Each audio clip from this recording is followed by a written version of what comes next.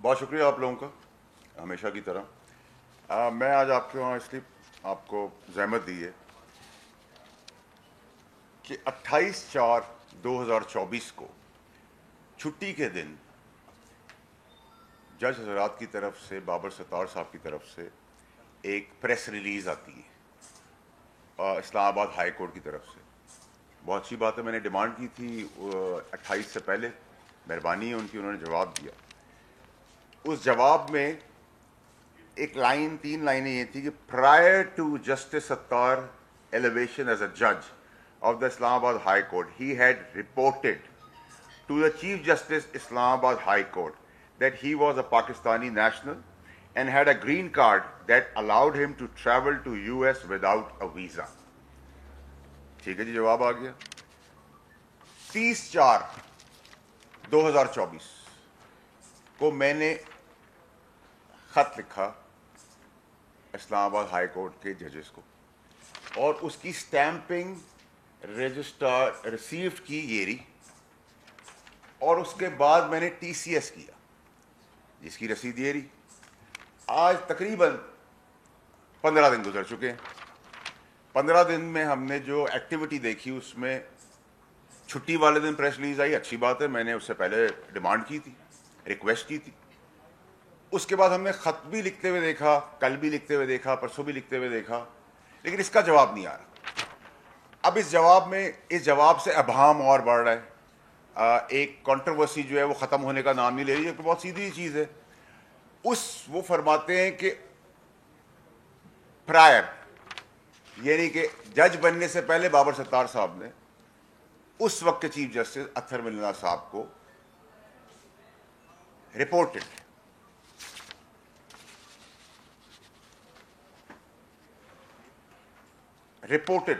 का word use किया गया। अब हमने उनसे कहा कि जी इसका कोई कानूनी, कोई रिकॉर्ड रूम के अंदर कोई चीज होगी राइटिंग में कि आपने ये चीज दी है, उसका जवाब हमें नहीं मिल रहा।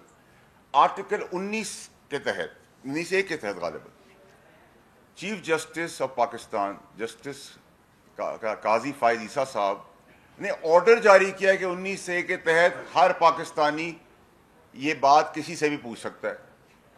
तो मैं तो पाकिस्तानी तो दूर की बात, एक लेजिस्लेटर, एक सेनेटर को नहीं मिल रहा, तो आम पाकिस्तानी को क्या मिलेगा? मैं एक आम पाकिस्तानी शहरी होकर भी जवाब तलब हूं। तो अब अभाम बढ़ रहा है, शक व शुबात लोगों के दिलों में आ रहे कि इसके पीछे मंतक क्या है। अब आप इसका अगला मरहला देख लें कि 1 साल पहले कोई चीजें हुई, 1 साल बाद याद आ गई, चले जी याद आ गई। अब याद आने के बाद 1 साल पहले आपने क्यों नहीं बताया? फिर आपकी मुदाखलत हुई कल परसों के दिन में। तो सर अब मसला ये है कि अब किसी पे इल्जाम लगाने से काम नहीं चलेगा।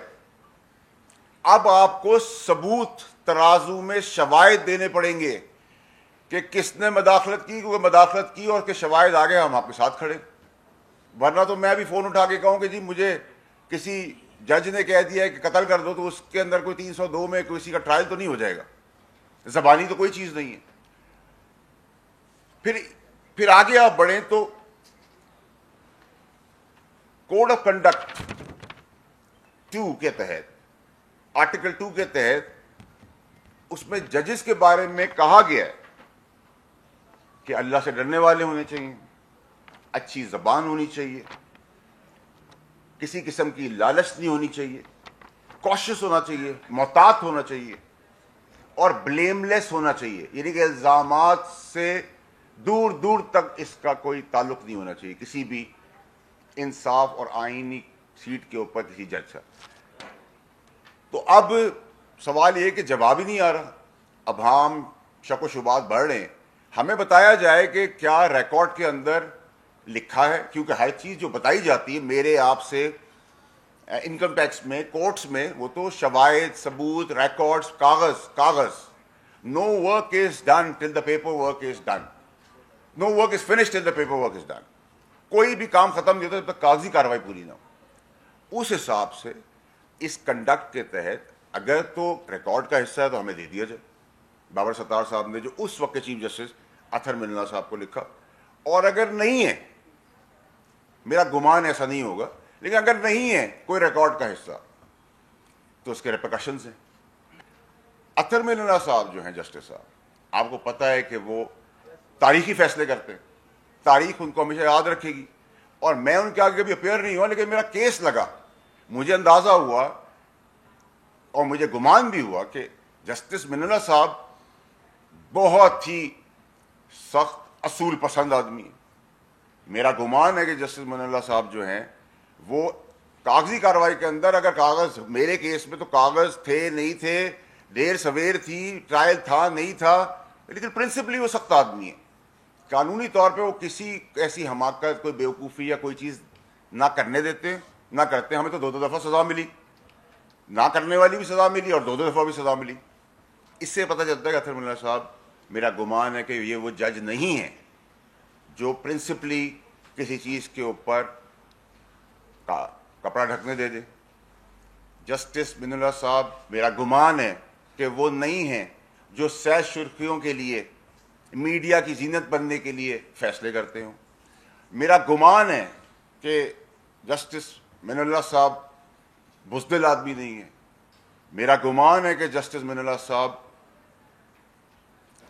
किसी किस्म के प्रेशर में नहीं आते। मेरा गुमान है कि जस्टिस मिनल्ला साहब किसी से रात के अंधेरे में नहीं मिलते। मेरा गुमान है कि जस्टिस मिनल्ला साहब किसी पुराने खास से उनका कोई ताल्लुक नहीं है। मेरा गुमान है कि चीफ जस्टिस अतर मिनल्ला साहब किसी पॉलिटिकल पार्टी से, उनके मैसेंजर से नहीं मिलते।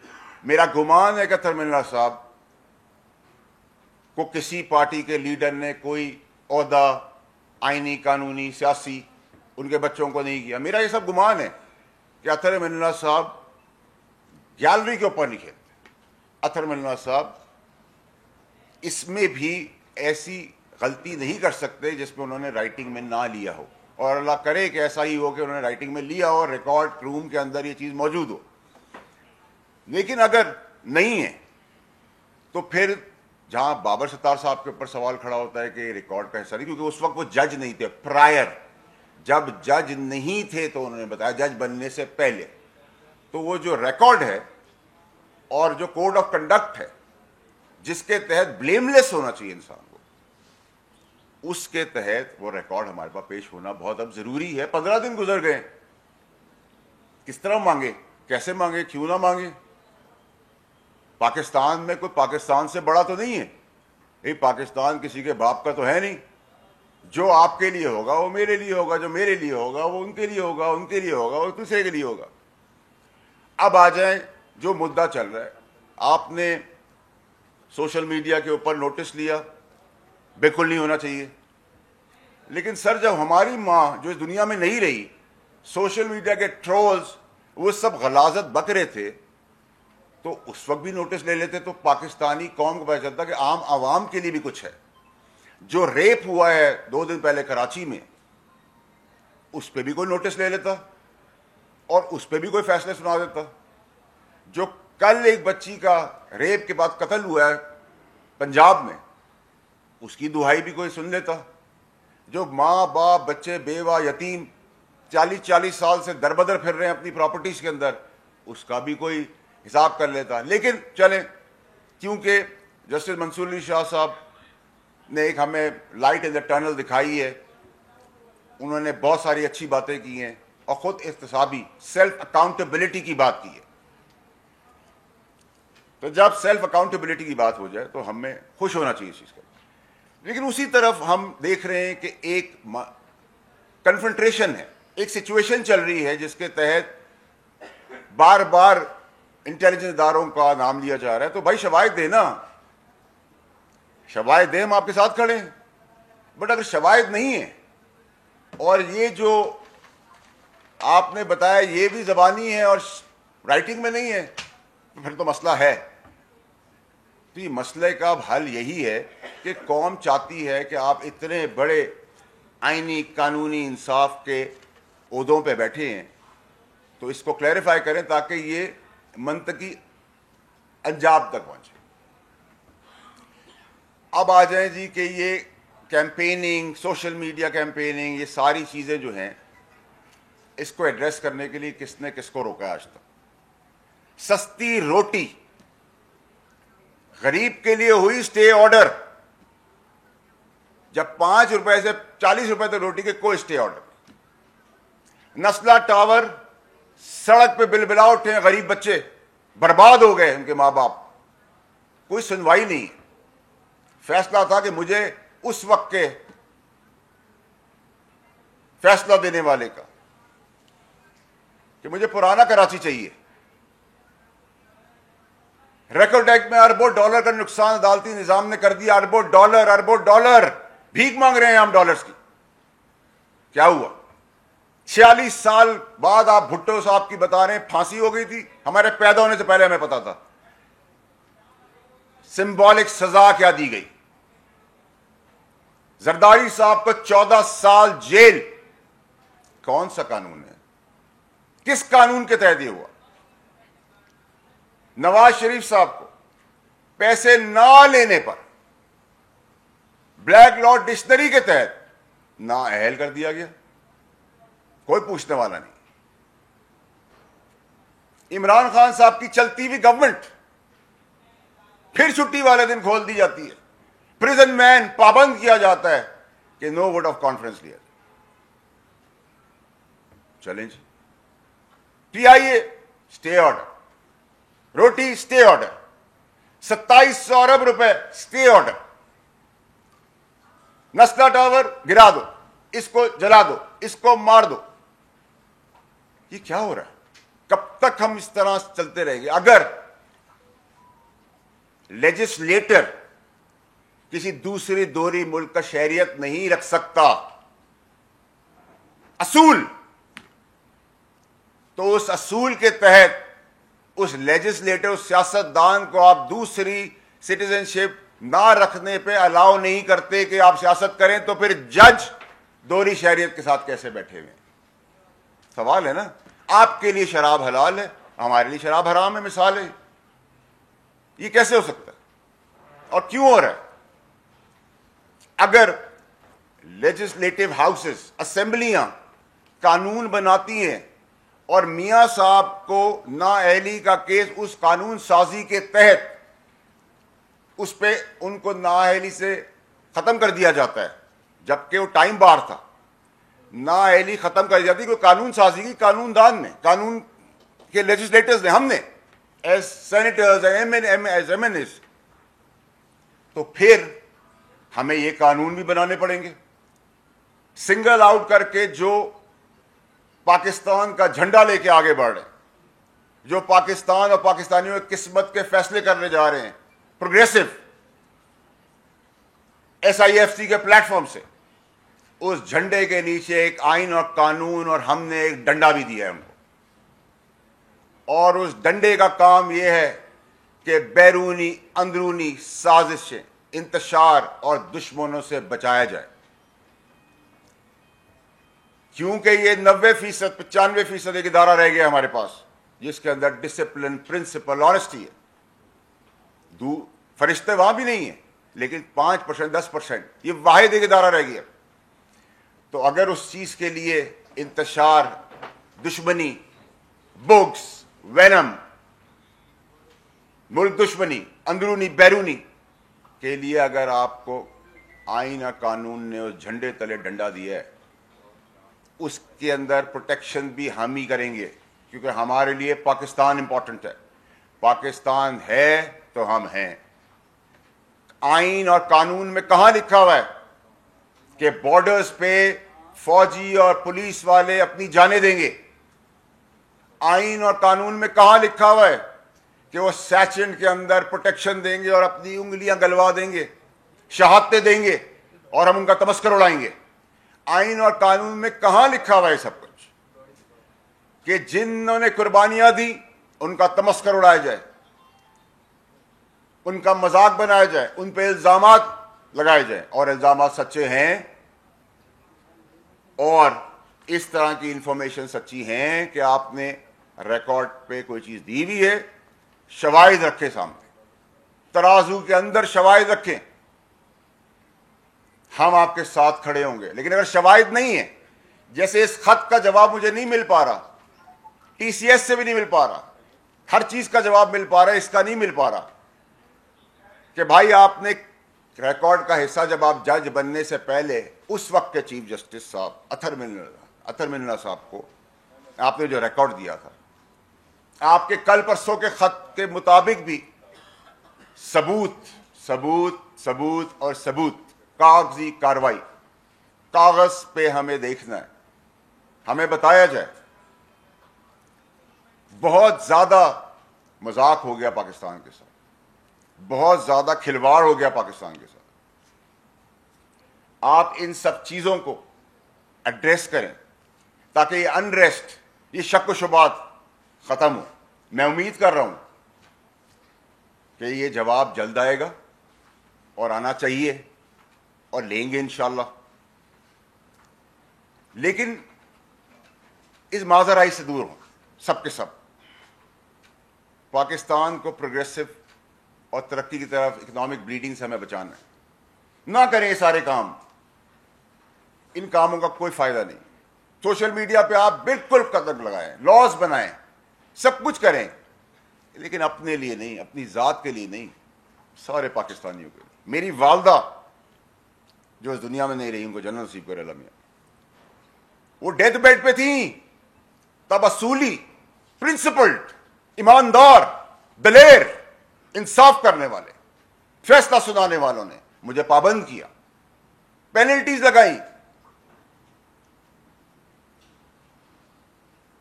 पगड़ियां उछाली, मेरी मां इस दुनिया से चली गई। अब पाकिस्तान में कोई पगड़ी उछालेगा तो पगड़ी का फुटबॉल, हम उनकी पगड़ियों का फुटबॉल बनाएंगे। प्यार करेंगे, डबल प्यार देंगे, इज्जत देंगे, डबल इज्जत देंगे, इतराम करेंगे, डबल इतराम करेंगे, बदमाशी करेंगे, डबल बदमाशी करूंगा। क्लैरिटी है, स्ट्रेट हूं मैं, ना मुझे लपेट सपेट के बात करनी नहीं आती। हमारे इदारों को निशाना बनाना जो चारों तरफ से हो रहा है, उसमें सियासतदान भी हैं, बंद करें। Enough is enough. अगर ये फौज नहीं होगी तो पाकिस्तान भी नहीं बचेगा। ये बॉर्डरों के ऊपर जो शहादतें खून दे रहे हैं, उनकी वजह से हम यहां बैठे हुए हैं, और यहां बैठ के उन पर तमस्कर, कीचड़, इल्जामात और झूठ और फरेब, हर चीज में उनको इन्वॉल्व ना करें। अगर उनकी कहीं इन्वॉल्वमेंट है, सबूत पेश करें, हम खड़े होंगे। बेलें आप देते हैं, सवाल उनसे हम कर रहे हैं। जेल आप देते हैं, सवाल हम उनसे कर रहे हैं। आप बेल ना दें, कोई जीप में आके बिठा के ले जाएं, उस जीप के आगे आ जाएंगे। क्लैरिटी रखें। उसने कहा, पर्दों के पीछे बैठ के बात ना करें, खुल के आगे बात करें। मैं बहुत कुछ जानता हूं, बहुत कुछ समझता हूं, बहुत सारे राज हैं, बहुत सारे शवाहिद हैं, बहुत सारा होमवर्क है, लेकिन मैं फिर कहता हूं कि मेरा गुमान अतर मिन्ना साहब से, क्योंकि मैंने अपने केस में देखा है, आजमाया है। मैं तो अपेयर नहीं हुआ, लेकिन जो प्रोसीडिंग्स हुई वो बहुत असूल पसंद है। मेरा गुमान है कि वो सह सुर्खियों के लिए फैसले नहीं करते, सबूतों पे करते, लिखत पढ़त पे करते। मैं समझता हूं कि मेरा गुमान उसमें भी है कि वे रात के अंधेरों में किसी पुराने खास से भी नहीं मिलते। मेरा गुमान है कि वो किसी लीडर से भी बात नहीं करते। मेरा गुमान है किसी लीडर ने उनको कभी किसी किस्म की ऑफर भी नहीं दी, ना उनके बच्चों के लिए। मेरा गुमान है इन सब चीजों का। तो फिर अतर मिन्ना साहब जैसे तारीखी फैसले करने वाले तारीखी जज से इतनी बड़ी मिस्टेक तो नहीं हो सकती। सवाल दो उठ जाएंगे। अगर लिखा हुआ है तो खत्म, कॉन्स्पिरेसी फिनिश्ड, कंट्रोवर्सी ओवर, जो हम चाहते हैं, ताकि जज अपनी रेपुटेशन ब्लेमलेस हुए बगैर, कॉशियस हुए बगैर, कॉशियसनेस के साथ, अल्लाह के डर से, अपनी अच्छी जबान के साथ, बगैर पगड़ियां उछाले अपने मनसब पर रहे, और हमें डर ना हो कि फैसले में इतनी कोई मिस्टेक तो नहीं हो जाएगी कि कहीं रिकॉर्ड पे चीज है या नहीं, एक केयरलेसनेस तो नहीं है। और अगर इल्जाम के तहत या खुदा ना खास्ता ये रिकॉर्ड का हिस्सा नहीं है और जबानी है और जज बनने से पहले का है, और चीफ जस्टिस साहब उस वक्त कहते हैं साहब जज से चीफ जस्टिस इस्लामाबाद की कुर्सी पे बैठे हुए थे, और इसका रिकॉर्ड अगर नहीं है तो फिर रेपरकशंस है, क्वेश्चनिंग है, सवाल है। सुप्रीम जुडिशियल काउंसिल को इंटरवीन करना होगा। इन सब को हमें अब एड्रेस करने की बहुत हद तक जरूरत है। मुझे इससे गुमान नहीं है, मुझे इससे मतलब नहीं है कि अगर बाबर सत्तार साहब किसी चैनल पे कभी तज्जिया देते थे, सोशल मीडिया पे चल रहा है, गालिबन जियो, मुझे इससे कोई मसला नहीं है कि वो आर्टिकल्स लिखते थे, वो उनकी जिंदगी है, मुझे कोई प्रॉब्लम नहीं है ड्यूल नेशनल से भी। लेकिन असूल अगर मेरे पे है तो आप पे भी लागू होगा। ये कैसे हो सकता है? आप मुझे बताएं, आप लोग सामने बैठे, ये कैसे हो सकता है कि आपके लिए कानून कुछ और होगा, मेरे लिए कानून? अगर आपकी सेल्फ अकाउंटेबिलिटी है तो इसका जवाब देना। आपकी अगर सेल्फ अकाउंटेबिलिटी है और आप एक मनसब पे बैठे हुए हैं जज हजरात, जिसके ऊपर हमारा तकिया है कि आप इंसाफ कर रहे हैं, तो फिर जिन जिन पे आपने इल्जाम लगाया समेत इंटेलिजेंस इदारों पे सबूत हमें फिल फॉर चाहिए, ताकि हम आपके साथ खड़े हों। हम अदालती निजाम जो जबरदस्त तरीके से 141वें नंबर पे है और जो छक्के चौके लग रहे हैं, 300 भी क्रॉस कर जाएगा, उसको हमने रिवर्स गेयर लगाना है। 140, 138, 125, 100 रिवर्स गेयर लगाना है। उन लोगों के केसेस का फैसला करें जो जस्टिस मंसूर अली शाह साहब ने हमें बताया। मैं जस्टिस मंसूर अली शाह साहब के सामने पेश हुआ, जस्टिस आयशा मलिक साहिबा के सामने पेश हुआ, जस्टिस चीफ जस्टिस बंदयाल साहब के सामने पेश हुआ। मैं खुदा की कसम खा के आपको कहता हूं अपनी, कि आप जब ऐसे लोग, ऐसे जज हजरात के सामने बैठते हैं, आपका सीना इतना बढ़ जाता है। उनके कलम में इतनी ताकत होती है कि वो आपकी जिंदगी के फैसले कर देते हैं, कर सकते हैं, सही या गलत। लेकिन जिस तरीके से वो आपसे बात करते हैं, जिस तरीके से फलदार तरक झुक के बात करता है, फर्म होते हैं, पगड़ी नहीं उछालते, कानून पे बात करते हैं, सैर सुर्खियों का फिक्र नहीं करते, रात के अंधेरे में नहीं मिलते, अपने आप को बिकने के लिए तैयार नहीं करते कि मेरे जैसा आदमी जो प्रिपेयर्ड ना हो वो जाए, उससे एक कदम बोला जाए, मैं 10 कदम आगे बढ़ जाऊं। यही काम है सजा और जजा की कुर्सी पर बैठने वालों का, कि जब सजा हो तो सजा से जब बंदा बाहर निकले तो ये सोचे मेरे साथ इंसाफ हो। यहां ये डर ना हो कि अगर मुझे कोई लाइक नहीं करता, मुझे कोई पसंद नहीं करता, मेरा केस मेरिट पे होगा, तब भी अपनी पसंद नापसंदीदगी के ऊपर फैसला कर देगा। इन सब चीजों को प्लीज एड्रेस करें। इन सब चीजों को अब बहुत देर हो गई, प्लीज मुझे इन सब चीजों का जवाब 19A के तहत, जो चीफ जस्टिस साहब जस्टिस काजी फाइज ईसा साहब के ऑर्डर के मुताबिक है। और मैं आखिर में उन 2 मीडिया हाउसेस को भी बताना चाहता हूं कि वो दिन चले गए जब आप 2 आइन और कानून के ठेकेदारों को मिला के सियासतदान और दीगर को उठाते बैठाते थे। अल्लाह का शुक्र है, मैं अब आपको बताऊंगा कि उठाना बिठाना, उल्टा करके लिटाना किसको कहते हैं। पगड़ियां आप कोई नहीं उछाल सकता, प्रोपेगेंडा मनफी इंतशार कोई नहीं फैला सकता। Thank you very much. आपने कहा कि गुमान है सर, आपने कहा गुमान है अब्दुल ममूला साहब से कि आपने गुमान है कि नहीं आपको तर्जुमान बन रहे हैं, जिनकी आप दफा कर रहे हैं, उस मुदाखलत का जो खाता है जनाब अली, मैंने सवाल मिस कर दिया, माफी चाहता हूँ।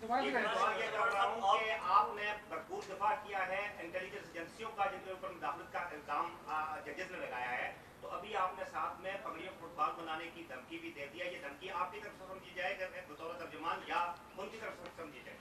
देखिए जी, अगर आप जो सवाल कर रहे हैं आपके साथ भी नाजायज होगा या जायज होगा, खड़े होंगे ना हम। मैंने तो आपको किसने कहा? मेरे वालिद साहब ने आपको आके कहा है कि मैं तर्जुमान हूँ किसी का। मैं तो एक सेनेटर हूँ, लेजिस्लेटर हूँ, कानून बनाता हूँ, कानून की तशरीह भी कराऊंगा, कानून को इम्प्लीमेंट भी कराऊंगा। अगर मेरे बनाए हुए कानून पे मियाँ साहब की नाअहली कानूनदान की वजह से चेंज हो जाती है, मैंने तो इतराज़ नहीं किया ना, कानून था। तो अगर कानून प्रोटेक्शन देने के लिए बनेगा, जो पाकिस्तान का झंडा लेके आगे चल रहे हैं, चाहे वो आप हों, पुलिस वाला हो, मैं हूँ, मेरा भाई हो, मैंने तो किसी का आपको नहीं कहा। किसने आपको कह दिया कि मैं तर्जुमान हूँ? या आप उस तरह मुझे ले जाना चाह रहे हैं कि मैं तर्जुमानी कर रहा हूँ? ना मैंने कोई धमकी दी है। मैंने आपसे कहा आप मुझे गाली देंगे तो मैं आपको 2 गाली दूंगा। आप मुझे प्यार करेंगे, मैं आपको डबल प्यार करूंगा। आप मुझे बदमाशी करेंगे, मैं डबल बदमाशी करूंगा। मैं तो अभी भी आपसे कह रहा हूँ, मैं आपसे भी यही कह रहा हूँ। मेरी इसमें कोई जाती नहीं है। मैं तो पाकिस्तान की बात कर रहा हूँ। अगर आपके लिए शराब हराम है तो मेरे लिए हलाल नहीं हो सकती, इसमें मुगासता भी नहीं है। आपने कहा कि आइन के तहत, आइन में कहीं नहीं लिखा कि फौज बॉर्डर पे जाने देगी या सियासी में उंगलियां चटवाएगी। एक तो इस आइन के तहत फौज की जिम्मेदारियां क्या हैं, और दूसरे कि क्या आइन इस बात की इजाज़त देता है फौज या किसी भी हमशहरी को कि वो लोगों के बेडरूम तक में झांके? देखिए, बहुत अच्छा आपका सवाल है। और देखिए, प्राइवेसी इंटरवीन करना किसी का हक नहीं है। ना कोई इदारा कर सकता है, ना मैं कर सकता, ना आप कर सकते, ना कोई और कर सकता है। कंडेम करते हैं इसको। सोशल मीडिया में जो कैंपेनिंग हो रही है, कंडेम करते हैं इसको। लेकिन सर, आपके ऊपर बात आएगी तो आप नोटिस ले लेंगे, मेरे ऊपर बात आएगी तो नोटिस नहीं होगा। मेरी भी तो माँ दुनिया में नहीं है। मेरे लिए भी कर लेते, किसी और के लिए कर लेते। जिनके बच्चे रेप हुए हैं उनके लिए कर लें, जो सिसक सिसक के मर रहे हैं उनके लिए कर लें। रोटी सस्ती हुई है तो मुझे आपको शायद फर्क ना पड़ता, अल्लाह का एहसान है हम पर। लेकिन जिनको अगर 1 रोटी की जगह 2 रोटी मिल रही है तो उस पर स्टे ऑर्डर तो ना देना। आपने अपनी प्रेस कॉन्फ्रेंस में कहा कि हमारी पगड़ियां उछालेंगे तो हम आपकी डबल पगड़ियां उछालेंगे जी। बाबर सत्तार ने तो एजेंसीज का जिक्र किया है कि एजेंसीज ये सब कर रही हैं, मुदाखलत कर रही हैं। आप कह रहे हैं हमारे ऊपर, तो आप एजेंसीज की नुमाइंदगी कर रहे हैं। मैंने आपको मैं आपको मेरे ख्याल से शायद मेरी उर्दू में इतनी क्लैरिटी नहीं है, आपको शायद लग रहा होगा मैं फ्रेंच में बात कर रहा हूँ। मैंने ये कहा कि आप समेत आपके, अगर आप मेरी पगड़ी उछालेंगे, मैं आपके पगड़ी का फुटबॉल बना दूंगा। इसमें इन जनरल सबके लिए, इन जनरल एट लार्ज सबके लिए, कोई मीडिया हाउस, कोई लीक्स, कोई डिक्लेयर्ड, अनडिक्लेयर्ड, कोई जज, कोई फौजी, कोई पुलिस वाला, कोई ब्यूरोक्रेट, कोई मीडिया, कोई बिजनेसमैन पगड़ी नहीं उछलेंगे, ना उनकी ना हमारी। फैसल साहब बताइएगा, आपने कहा कि अतर मनुल्लाह साहब के हवाले से बड़ी चीजें लिस्ट गिनवाई, उनका गुमान है, क्या आपको उन पर यकीन नहीं है? दूसरा, दुबई लीक्स के हवाले से आपने 2 दिन पहले हमनबीर के प्रोग्राम में कहा कि एक नॉन लीक्स के तस्क आने लगा था, क्या आपको पहले? देखिए, आज जो है मैं फोकस इसके हूँ, मेरे ख्याल से वो जो तहलके को हल्के में जो बदल दिया, वो तहलका तो नहीं रहा, हल्का रहा, जो भी है, और उसका तसलसल कुछ भी नहीं है। और अगर आपने यहाँ मिसाल के तौर पे पीटीवी का बोर्ड लगा हुआ है, अब आप कहें ओह 60 ममालिक ने पीटीवी निकाल दिया, तो भाई पीटीवी का बोर्ड लगा था, अंधे को भी नजर आ रहा है। अगर मैंने कोई चीज़ डिक्लेयर की तो आपने निकाल लिया, तो मेरी डिक्लेरेशन से जो मैंने कागज़ दिया, कागज़ जो कागज़ में लिख दिया वो आपने बता दिया। तो लेकिन इसकी कॉनोटेशन और इसकी सारी गेम जो है, वो गेम मैं कल आपके सामने एक्सपोज कर चुका हूँ। हम क्लियर नहीं। आप कानून बनाते हैं और आप इंप्लीमेंट भी करवाएंगे। आपने कहा जो मुझे धमकी देगा मैं उसे धमकी दूंगा, क्या ये कानून की खिलाफ वर्जी नहीं है? अदालतें हैं हमारे सिस्टम में। मैंने कहीं भी धमकी का लफ्ज़ नहीं कहा। मैं बड़े पगड़ियां उछालूंगा, आपने कहा उल्टा लिटाऊंगा। नहीं, मैंने आप गलत देखिए मेरे भाई, मेरी रिक्वेस्ट है, मैं आपको बता रहा हूँ ना, मैं अपनी बात से नहीं हट रहा। मैंने ये कहा कि आप मुझसे प्यार से बात करेंगे, मैं आपसे डबल प्यार करूंगा। आप मुझसे एहतराम से बात करेंगे, मैं डबल एहतराम करूंगा। आप मुझे इज्जत देंगे, मैं आपको डबल इज्जत दूंगा। आप मुझसे बदमाशी करेंगे, मैं अपनी बसात में डबल बदमाशी करूंगा। अब आप बदमाशी करेंगे तो जब आप गैर कानूनी चार्ज आएंगे तो मैं उस वक्त जवाब दूंगा कि मैं कानूनी बदमाशी करता हूँ, मैं मॉरल बदमाशी करता हूँ। स्पेसिफिक ना पकड़े ना, इन जनरल एट लार्ज जो इशू है उसकी तरफ रहे। जस्टिस साहब, आपको गुमान है कि वो किसी किस्म का ऐसा स्टेप नहीं उठा सकते, वो इंसाफ के साथ जो है इंसाफ के तमाम तकाजे पूरे कर रहे हैं। आखिर इसके पीछे ये जो सब हो रहा है इतने अरसे से, इसके पीछे है कौन? ये बड़ा ज़बरदस्त सवाल किया, खुश कर दिया आपने आज प्रेस कॉन्फ्रेंस में सवाल कर। यही तो ढूंढ रहे हैं कि ये कौन सा एक इंतशारी टोला है जो मुल्क को सब मिलकर, इसमें एक नहीं है, इसमें 2 नहीं है, इसमें एक कंसोशियम है जो ये इंतशारी टोला लेके पाकिस्तान को उस जगह पर जा रहा है। इसीलिए तो मैं आपके साथ प्रेस कॉन्फ्रेंस कर रहा हूँ कि आप सब, हम सबको मिलके खड़े होकर, अब हमें ये नहीं सोचना कि आपके घर में या मेरे घर में कोई, आपके घर में कोई मसला होगा तो मेरी, आपकी माँ बहन बेटी, मेरी माँ बहन बेटी होगी, मेरे मुखालिफ भी होंगे तो मैं आपके साथ खड़ा हूँगा। आप पीपल्स पार्टी का कुछ होगा तो मैं उनके साथ खड़ा हूँगा, पीटीआई के साथ खड़ा होगा, मैं साथ खड़ा हूँगा। इसका मतलब है कि आपके डिफरेंसेस अपनी जगह पे, लेकिन माँ बहन बेटी या सेंटिटी, उसके ऊपर कोई कॉम्प्रोमाइज़ नहीं होगा। ये नहीं हो सकता कि आप मेरे मुखालिफ हैं या आप मेरे साथ हैं। हमें यूनिटी के साथ चलना है, इस इंतशारी टोले से पाकिस्तान की जान छुड़ानी। वाडा साहब, आपने कहा है कि आईन और कानून में, आपने कहा है कि आईन और कानून में कहीं भी नहीं लिखा हुआ कि आईन और कानून में कहीं भी नहीं लिखा हुआ कि फौजी या पुलिस वाला जो है वो बॉर्डर के ऊपर जो है वो शहीद होगा या गोली खाएगा। तो ये आईन और कानून में कहाँ लिखा हुआ है कि वो कारोबार करेंगे, बिजनेसेस करेंगे और प्रॉफिटेबल होंगे वो भी? देखो, अगर आपको ये लग रहा है, उसके भी बिल्कुल आपका एक पॉइंट ऑफ व्यू है, बिल्कुल उसको अग्री करते हैं, इसको रिस्पेक्ट करते हैं। अगर नहीं लिखा हुआ और गैर कानूनी काम उसके अंदर हो रहा है, आप निशानदेही करें, सबूत रखें, हम आपके साथ हैं। कोई इसमें दो राय तो नहीं है। सर ये बताएं कि आपने बात की है, आपने बात की है कि हेडलाइंस के लिए जो है बहुत से काम हो रहे हैं और हम लोग भी देखते हैं, लेकिन एक आम आदमी की अगर बात करें, रीत की बात करें तो उसमें हमें ये चीज़ कमी नजर आती है। तो कल जो चीज़ होने जा रही है, खान साहब को दोबारा जो है ख्वाहिश पे लाया जा रहा है वीडियो लिंक पे, तो क्या वो मामला भी तो हेडलाइंस के लिए तो नहीं, किधर उसका बैकग्राउंड ये तो नहीं कि कहीं वो भी कोई ख्वाहिश ऐसी हो कि वो भी हेडलाइंस की ज़रूरत बने? देखिए, मैं तो उस पर भी कोई कॉमेंट नहीं कर सकता, कल जब होगा तो उसकी बात ज़रूर करेंगे। लेकिन आमिर इलियास राना साहब हैं, हमारे उस्ताद हैं, बहुत ज़बरदस्त ब्यूरो चीफ हैं, मेरे उस्तादों में से। उन्होंने ऑन रिकॉर्ड ये कहा कि जस्टिस अत्तर मिन्नल्लाह साहब ने जब बेल दी नवाज शरीफ की, तो उन्होंने 50-60 रिपोर्टर्स को बुला के कहा कि भाई मेरे बच्चे भी हैं। मैंने नहीं कहा, इलियास राना साहब ने कहा।